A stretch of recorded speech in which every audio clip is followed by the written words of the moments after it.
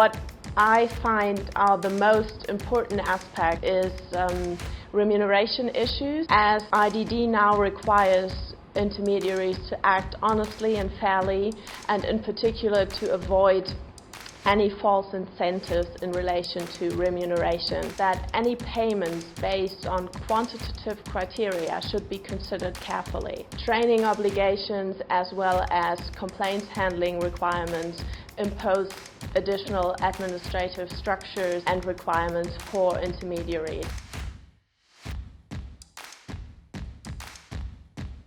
No, not really. So there haven't been any new categories of intermediaries, but some adjustments to the current regime for insurance advisors. And what we have seen in addition to that, but that's not necessarily IDD related, but goes along the implementation, is new kinds of intermediaries entering the market, in particular relating to digitization initiatives such as insurtech intermediaries.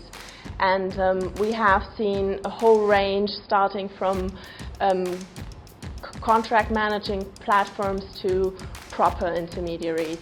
And what plays a significant role in the market is comparison platforms at the moment.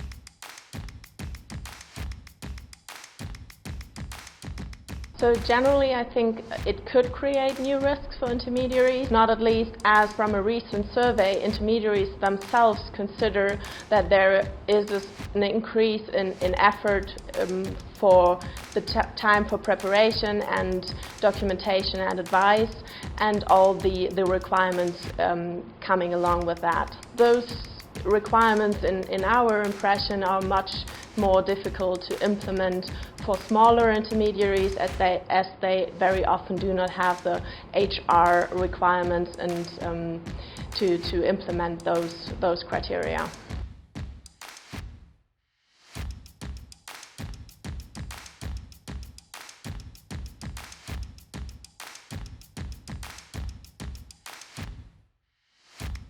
Some are very well prepared and some are still in the process of implementing the requirements, so there's a whole range of level of implementation.